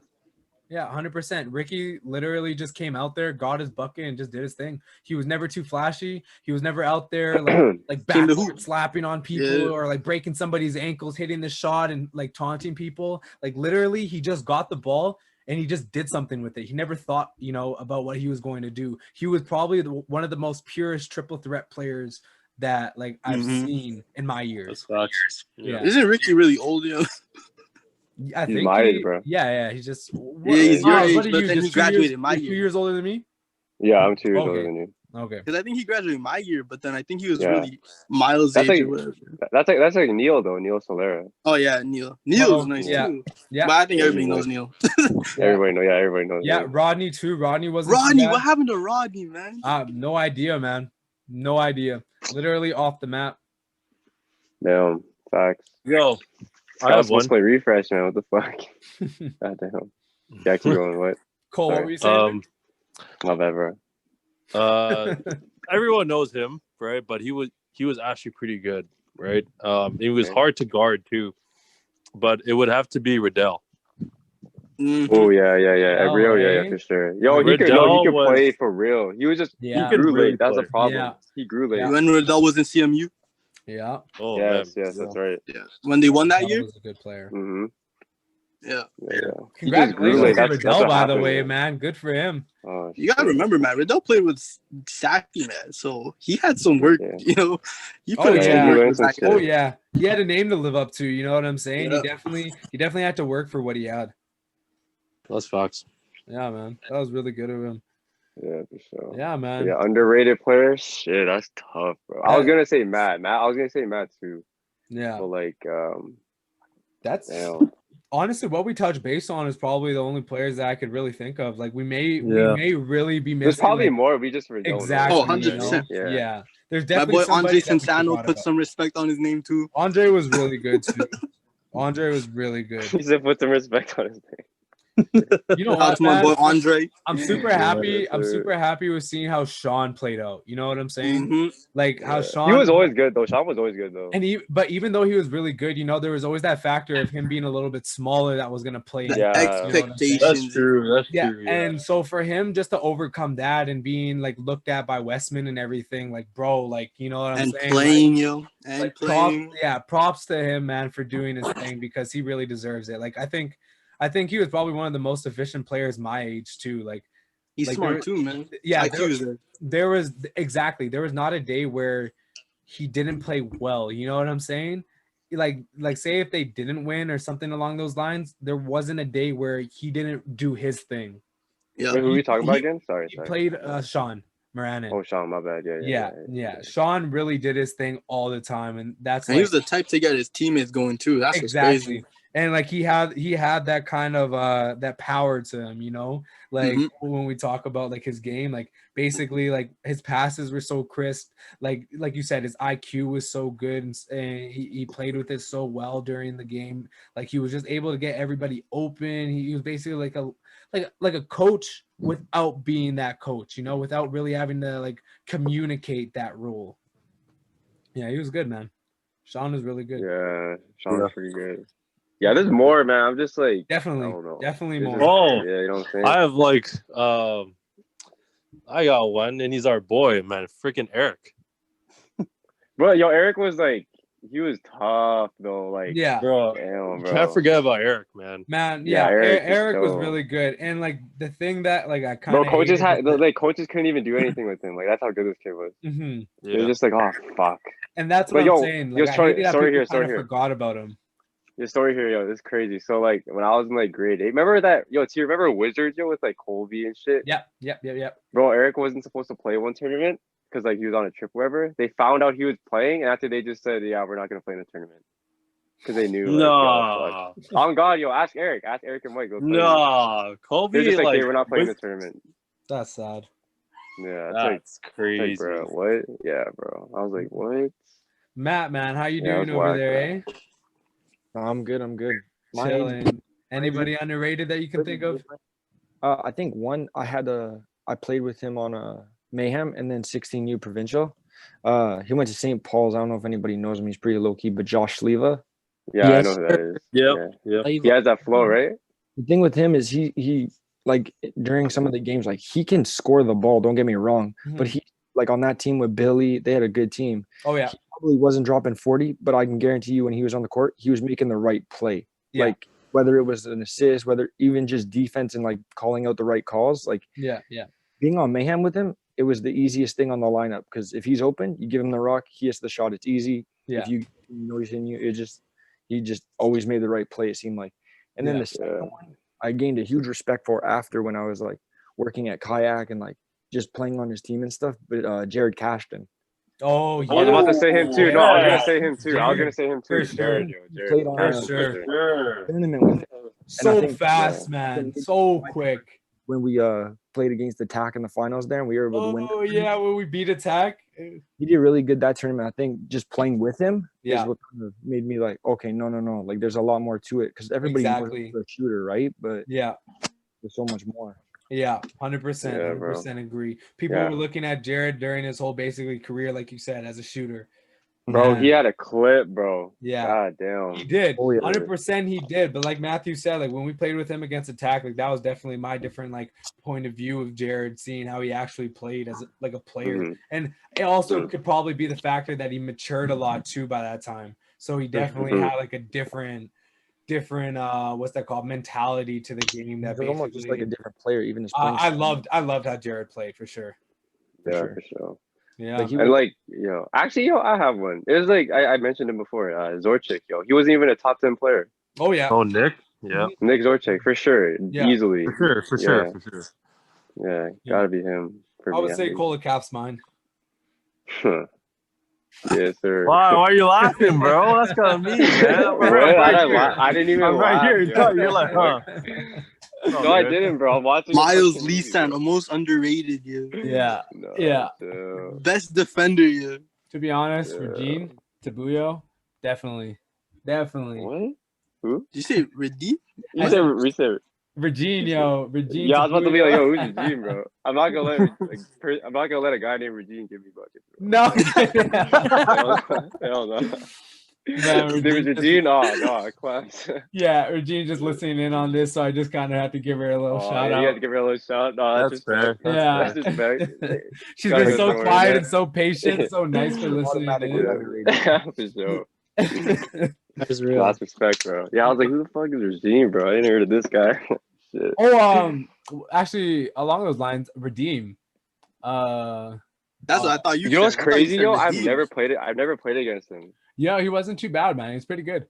Yeah, I've never played against him. Definitely pretty good. And there was another, like, he was about a taller player.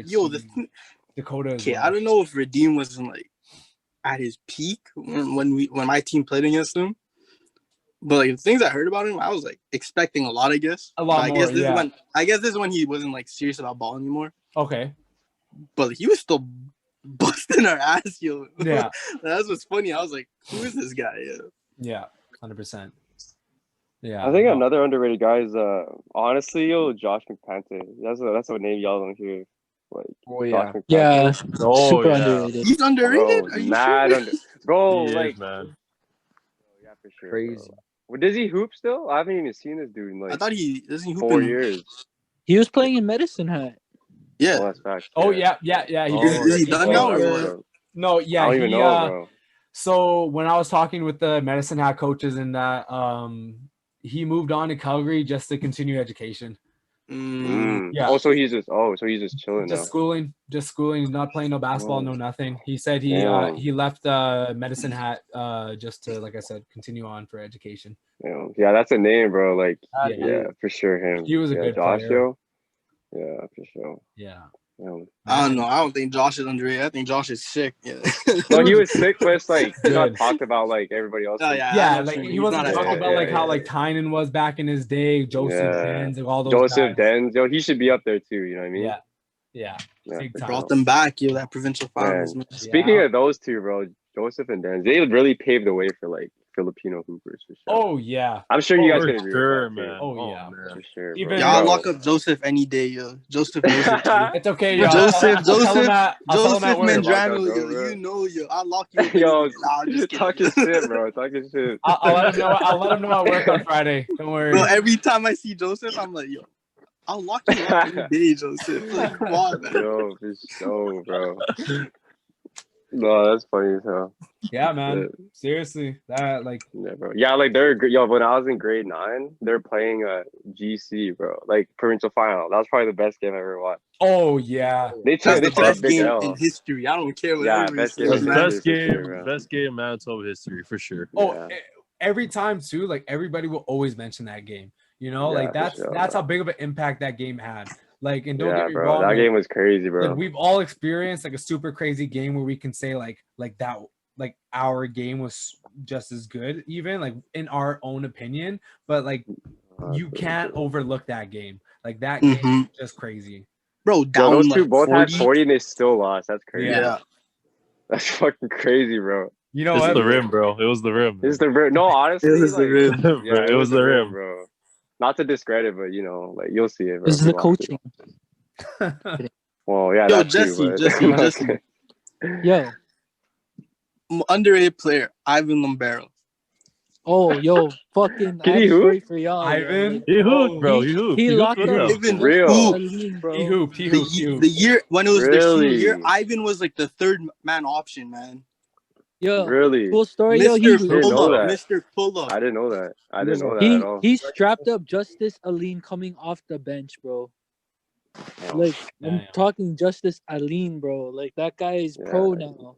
Yeah, he's tough. He was, like, their top scorer, along with, like, Billy, Slava. Fuck. Oh, like, they had a team that year, hey? Yeah, Malik that team was scary. Yeah. Man, you know what? Actually, just talking about Justice there. Justice is a polished hooper, man. Like for his size too, it's pretty crazy. He's tough. I remember playing him at U of M, and not like a game, but it was basically like U of M, like runs, camps. Yeah, training camps. I think it was sometime like last year, maybe a year and a half ago. But man, yeah, he's sick. He's a sick player. Yeah, he's good for sure. I could name so many underrated people, yo. There's actually a lot of underrated players, bro. So many. I could keep going, yo, like for days. No, there's a whole list, man. Yeah, for sure. Definitely people who deserve their little shine during this podcast, you know. Matthew, you could probably vouch for me, yo, like Khalil. Khalil from Sturgeon. Oh yeah. That motherfucker goes for every fucking board, yo. Like offense, defense, it don't fucking matter. You have to find him. Oh yeah. Are we gonna start some smoke and say who's most overrated or what? Oh, I got one. Okay, we're gonna do the most overrated and we'll end off on that, man. That's gonna be the I got one. Oh, I ain't scared boy. Yo, it's gonna be some Twitter beef. I ain't scared to say it. Go ahead, guys. Go ahead. I won't have any Marshall, yo. He said Tuna Marshall. No. You know what? Okay, we'll end it there. J-Mo gets muted, yo. Just muted. I'm just kidding, yo. You know I love you. Hey, man. You know what? You gotta give me mine. I worked pretty hard. No, you did, yo. He's You sleep. Yeah, he No did. shit. He's like, No shit, Tiernan. Yeah, man. I work. One of the most pretty hard. hardworking guys I know. Thank you. Most overrated though? Shit. no, I don't think we should. I don't think we should. You don't think so? You don't think so? You mentioned it. Nah. I don't really want to, bro. Should we save heads for maybe next time? Yeah, for sure. Nah, we're still on the topic though. How about one person, and I'll take them in the one video. person that we can all agree on. This is what's gonna get the views. This is what's gonna get the views. Oh, shit, clickbait, boy. There we The go. last thing. Julian Newman. You gotta run through the whole. Julian Newman. Definitely. Fuck that kid. You know what? Yeah. Yeah, you don't even know him like that. No. Yeah, he could be the filter for nicest him. guy in the feel like I world, know bro. him, He yo. could be Like, the I watched nicest his kid in the vlogs, world, bro. bro. Yeah. He seems like a little brat to me, man. Yeah, facts, bro. But Just yeah. looking at him, yo, it makes me mad as fuck. I don't know More for why. nothing, yeah. Anybody got anything, man? Anybody got a? No, who wants to start it? Nah. That's the real question. Who Not wants to me, start man. it? Who brought up the topic? That's what I'm saying. Yeah, it was Miles, Yeah. bro. No, I was playing, bro. What the fuck? Nah, I just want to see what Miles, y'all would man, say. you gotta go ahead. Nah. You gotta say it, man. You gotta say it. Let me think, yo. Julian Newman, bro.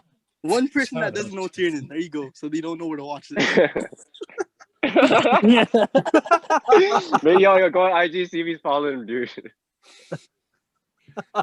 Honestly, yo, like I don't know, bro. If there's like an overrated player, Nah, the one would really you stood don't out like wanna that. say it, yeah. No, I really Matt. don't, honestly. Like, I'm Matt, keeping do it you have real, anybody real, personally that you think? Taco Fall. Give me that height, bro. I swear to God. dude. No. How about Winnipeg, man? Are you willing to call somebody out? Or are you gonna? I don't think my mic's working anymore.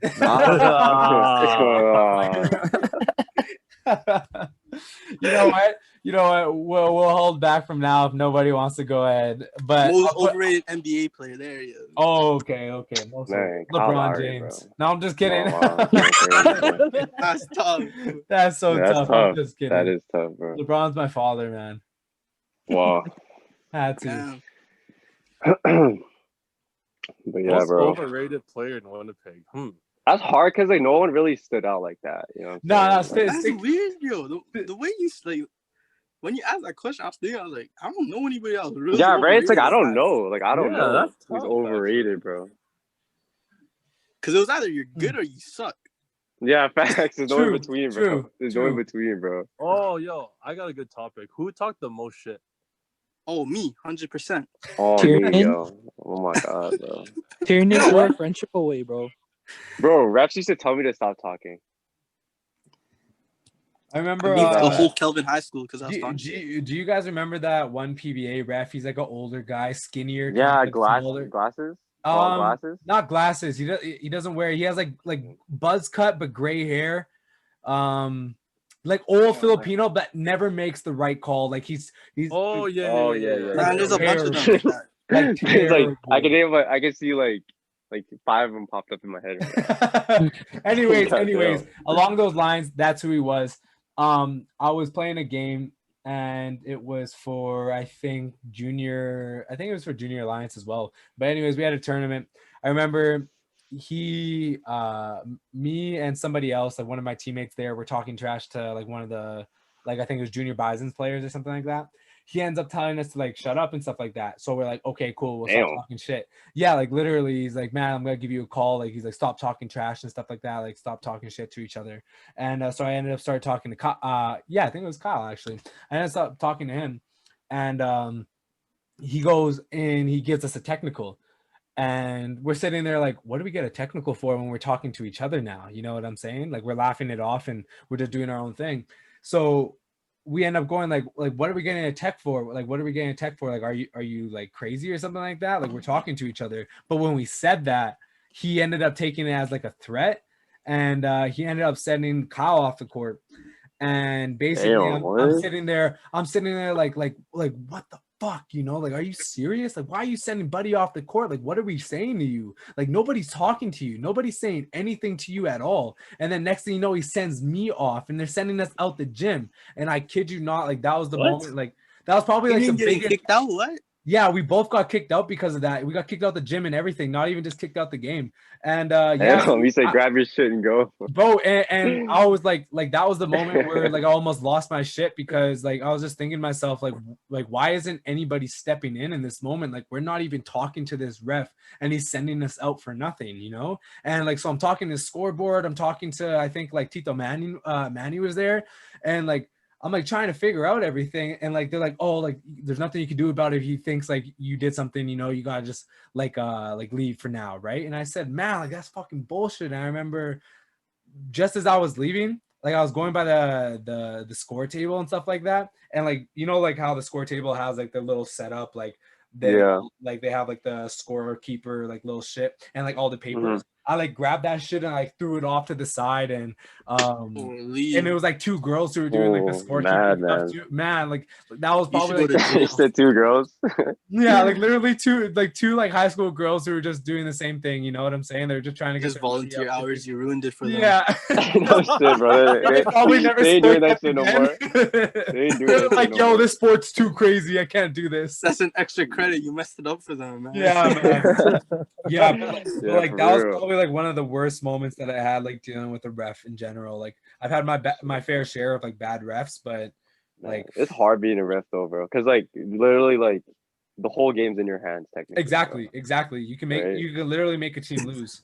Yo, for real. Bad refs, yo. Like no offense, yo. All the refs in Sabado League. Oh, Sabado League. Oh, bro. Matthew, like, and Jesse, I'm pretty sure you guys could say something too, yo. Matt and the Beano days, bro. Bro, we got fixed. Bro, those refs are crazy. I'm pretty sure it was with Beano Hill. Jesse, if it is, you'll remember it. But if not, it was in the tournament around the same time. But I got a foul and I wasn't on the court. Yeah, I know who exactly called that, bro. How do I get a foul? That's the ref gives me a fucking technical for talking back. So now I got 2 fouls and I'm on the bench still. Like, what are you talking about? That was at DMCI, right? I am pretty sure that's the game, yeah. And I was just what? Like, on the bench, bro. You couldn't say shit, yo. You literally couldn't say shit in that league. That's probably the crazy experience I had. Sabado was crazy, man. I like the refs too, but like, nah, man. Some of the calls are kind of, you know. Yeah. Like when we lost to Beano Hills. Oh, was that the one where Justin faked it, yo? Oh my God, Justin basically. So someone came up behind him and basically Justin just screamed. They had their hand like. You know when you like you come up from behind somebody there and you get that ball like from like overhand, you know what I'm saying? Like in their shooting form. Man, like literally that's what it was, and all Justin did was like and he just you just like yeah, like he just yelled, and like the ref was at the side too. The ref wasn't just behind not even on the side at half court, bro, like way back, man. Yeah, like couldn't see it, and that's how we lost the game. Yeah, couldn't see nothing at all, and he just made like kind of a nervous call and like literally ruined it for us. We were up by 1. Oh, yeah, that's good though. That's some. I mean, we should have beat you guys. It was a good day for us, though. Should have beat you guys, but yeah, it's a good day for us, yo. Yeah, man. So, what else you got? What else I got? Oh, okay, never mind. You know what, man? That's pretty good. Pretty good. I think because we were supposed to end off on most overrated, and then yeah. I'm honestly, I'm here just trying to think of one. I can't think of one. Yo, like honestly, like no, keeping it real, yo. Like I really can't think of one. Like no, okay. I'm gonna be real. I just wanted to see what y'all would say. Honestly, I'm gonna be real with you guys. I can think of a couple. But I'm too old for that drama shit, you know. I could never over. You're gonna like. It's Winnipeg. We don't know how Winnipeg people are. You know, like over basketball talk. Bro, facts. Bro. They see somebody. They see somebody. Like it's crazy. Bro. I don't need. Unless Tiernan's not gonna go and post this, then you know. No, you know what, man. No matter what it is, like even everything that we're talking about, like I'll edit it a bit, and I'm gonna post pretty much like everything. Yeah, Tiernan, say your closing remarks right now, and then we'll say the shit right after you. You cut it off, and then we'll say your shit right after. This one will be behind the scenes, or it'll be extra podcast if somebody really wants to see premium OnlyFans. You need to get it from OnlyFans content. Hit the subscribe, bro. So $100 video for the extra content. You know? just to get that done there, so we can continue on to that, man. I'll just have a closing remark saying that thank you for everybody joining in. Thanks for all of you to contribute into this and have basically like a voice, you know what I'm saying, just to talk in this podcast. I didn't feel like anybody was really left out. Everybody was involved. Really cool just to be a little warm-up podcast, like I said, that I want to get out there, because further down the line, like I really want to turn this into something that's like consistent and getting a variety of people involved into this who just don't really have much to do, you know, and just really want to like speak their mind and speak their opinions, because like I said, like this place is no judgment, no filter. Basically talk about whatever you feel like, and nobody here is going to say anything, you know, like against that. Like it's just listen and respond, say your own stuff. This is good vibes. Yeah. So thanks for everybody for coming into this, because it was cool. It was cool having all of you guys, especially, like I said, like to know you guys on a personal level. To have you involved with this was probably the best way for me to start this off. Appreciate it, bro. Yeah, for sure, bro. Yes, you know it is. Yeah, awesome. Well, anyways,